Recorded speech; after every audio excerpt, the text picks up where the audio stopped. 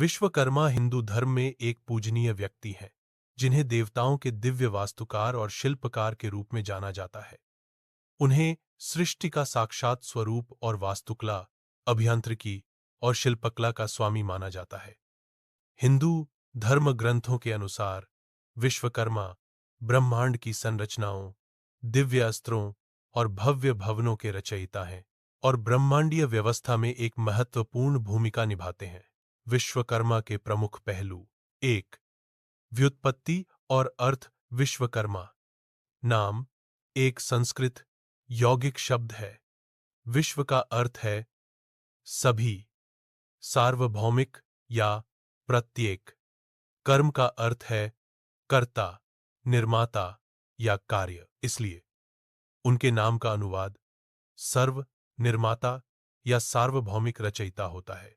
दो, उत्पत्ति और वंश। उनकी उत्पत्ति के बारे में अलग अलग विवरण हैं, जो हिंदू धर्मग्रंथों में आम है और जो सहस्राब्दियों से विकसित हुए हैं।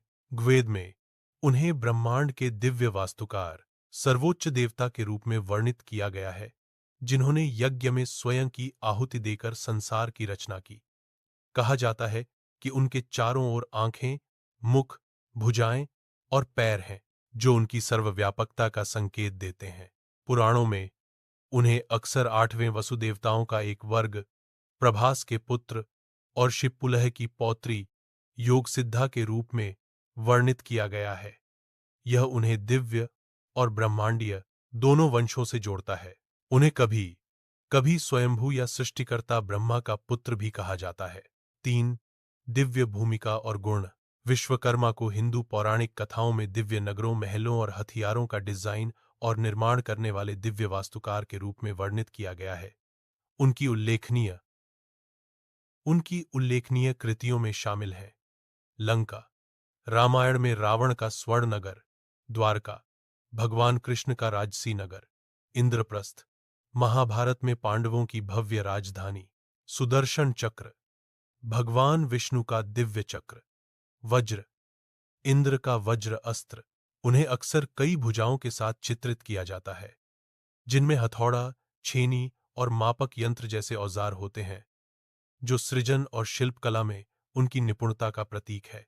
चार, पौराणिक महत्व। वेद में विश्वकर्मा को सर्वदर्शी, सर्वज्ञ दिव्य निर्माता के रूप में संदर्भित किया गया है, जो ब्रह्मांड को आकार देने के लिए उत्तरदायी हैं। वे त्वष्टार की अवधारणा से जुड़े हैं, जो भौतिक और आध्यात्मिक जगतों का निर्माण करने वाले दिव्य कारीगर हैं।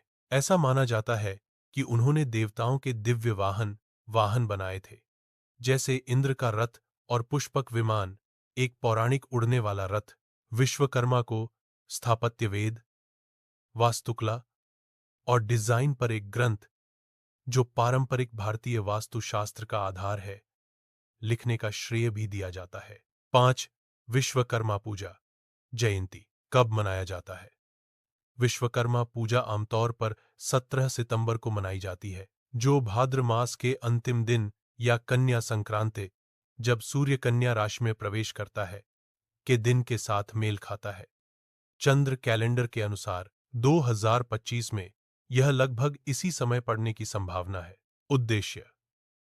यह त्योहार कारीगरों, वास्तुकारों, इंजीनियरों, यांत्रिकी और श्रमिकों के संरक्षक के रूप में विश्वकर्मा का सम्मान करने के लिए समर्पित है। यह दिन कौशल, रचनात्मकता और पेशेवर प्रयासों में सफलता के लिए उनका आशीर्वाद लेने का दिन है। उत्सव। कारीगर, कारखाने के कर्मचारी और शिल्पकार अपने औजार कारीगर, कारखाने के कर्मचारी और शिल्पकार अपने औजारों, मशीनों और कार्यस्थलों की सफाई और पूजा करते हैं, क्योंकि इन्हें विश्वकर्मा की दिव्य रचनात्मकता का विस्तार माना जाता है। विश्वकर्मा की मूर्तियों या चित्रों को सजाया जाता है और फूल, मिठाई और धूप जैसे प्रसाद चढ़ाए जाते हैं।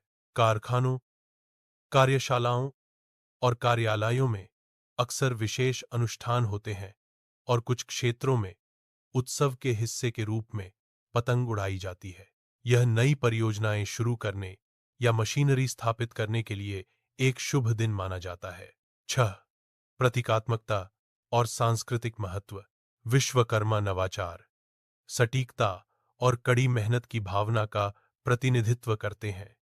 उनकी पूजा समाज में शारीरिक श्रम, रचनात्मकता और तकनीकी विशेषज्ञता के महत्व को रेखांकित करती है। यह त्योहार भारत भर के औद्योगिक और कारीगर समुदायों में विशेष रूप से महत्वपूर्ण है, खासकर पश्चिम बंगाल, ओडिशा, बिहार और उत्तर प्रदेश जैसे राज्यों में, जहां कारखानों और कार्यशालाओं को सजाया जाता है और भक्ति के साथ अनुष्ठान किए जाते हैं। 7 परिवार और वंश। कुछ ग्रंथों में विश्वकर्मा के 5 पुत्र बताए गए हैं: मनु, मय, त्वष्ट, शिल्पी और विश्वज्ञ, जिन्हें विभिन्न कारीगर समुदायों के पूर्वज माना जाता है। कुछ पौराणिक कथाओं में उन्हें पुत्रियों से भी जोड़ा गया है, जैसे संज्ञा, जिनका विवाह सूर्यदेव से हुआ था। 8 आधुनिक प्रासंगिकता। विश्वकर्मा पूजा औद्योगिक केंद्रों, कारखानों और कार्यशालाओं में व्यापक रूप से मनाई जाती है, जो आधुनिक संदर्भों में इसकी प्रासंगिकता को दर्शाती है, जहां तकनीक और शिल्प कौशल का संगम होता है। यह त्योहार औजारों और तकनीक के प्रति सम्मान को बढ़ावा देता है और संसाधनों के टिकाऊ और कुशल उपयोग को प्रोत्साहित करता है। यदि आप विश्वकर्मा की पौराणिक कथाओं, विश्वकर्मा पूजा के अनुष्ठानों या किसी विशेष क्षेत्र में इसे कैसे मनाया जाता है के बारे में विशिष्ट जानकारी चाहते हैं, तो मुझे बताएं। दिव्य वास्तुकार। विश्वकर्मा पूजा 2025 के रहस्यों का खुलासा। भगवान विश्वकर्मा का आशीर्वाद आपकी सफलता और समृद्धि का मार्ग प्रशस्त करे। विश्वकर्मा पूजा की शुभकामनाएं। इस दिन आपके कौशल और रचनात्मकता को मान्यता मिले और आपके प्रयास महान उपलब्धियों की ओर ले जाएं। आपको नवाचार से भरे भविष्य और अपने सपनों को साकार करने की क्षमता की कामना करता हूं, ठीक वैसे ही जैसे भगवान विश्वकर्मा ने ब्रह्मांड का निर्माण किया। आपका कार्य एक उत्कृष्ट कृति बने, जो दिव्य वास्तुकार की सटीकता और समर्पण से परिपूर्ण हो। विश्वकर्मा पूजा की शुभकामनाएं। भगवान विश्वकर्मा आपको एक सफल और आनंदमय जीवन बनाने की बुद्धि प्रदान करें। विश्वकर्मा पूजा की शुभकामनाएं।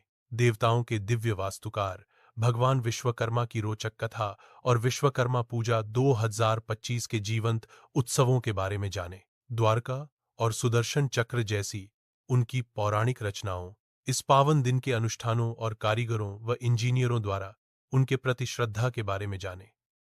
इस हिंदू त्योहार के आध्यात्मिक और सांस्कृतिक महत्व को जानने के लिए हमसे जुड़ें। पौराणिक कथाओं और त्योहारों से जुड़ी और भी जानकारियों के लिए लाइक, शेयर और सब्सक्राइब करना न भूलें। The YouTube channel tales of heart, mind